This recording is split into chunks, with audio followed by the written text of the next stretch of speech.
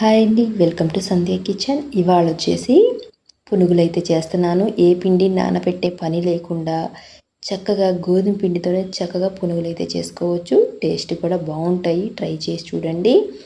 అయితే 1 కప్పు దాకా గోధుమ పిండి తీసుకుంటున్నాను. ఇప్పుడు ఇందులోకి 1/2 కప్పు దాకా పెరుగు తీసుకొని చక్కగా చిలికిన పెరుగు తీసుకోవాలి. ఈ విధంగా ఉంటే సరిపోతుంది. ఇప్పుడు ఇందులోకి రుచికి తగ్గట్టు ఉప్పు, కొంచెం ఈటింగ్ సోడా, మనకి పునుగులు అనేవి బాగా రావాలంటే ఈటింగ్ సోడా తప్పనిసరిగా వేసుకోవాలి.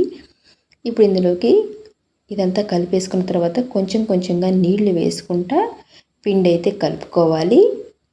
అయితే ఫ్రెండ్స్, నేను చేసే వీడియోస్ కనుక మీకు నచ్చినట్టయితే లైక్ చేసి సబ్స్క్రైబ్ చేయండి ఫ్రెండ్స్.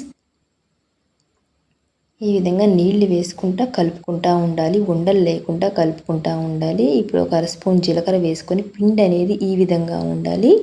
పునుగులు వేసుకోవడానికి సరిపోతుంది. ఈ విధంగా ఉంటే ఎక్కువ నీళ్లు వేసుకున్నా కూడా మనకి ఆయిల్ అనేది ఎక్కువ పీలుస్తుంది.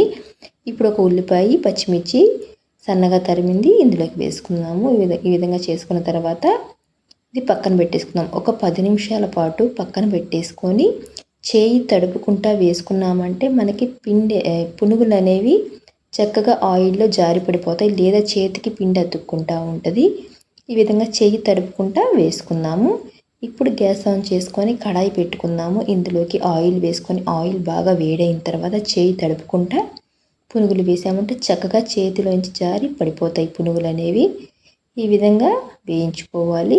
హై టు మీడియం ఫ్లేమ్లో పెట్టుకొని బాగా మంచి కలర్ వచ్చేలాగా వేయించుకోవాలి. ఎందుకంటే లోపల పిండి కూడా బాగా ఉడికిపోవాలి కాబట్టి నిదానంగా వేయించుకోవాలి. తిప్పుకుంటా వేయించుకుందాము.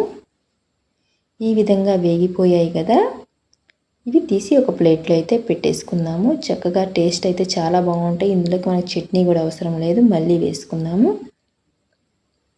చూసారు కదా, చక్కగా పునుగులు అయితే రెడీ అయిపోయినాయి. టేస్ట్ కూడా చాలా బాగుంటుంది. ట్రై చేసి చూడండి.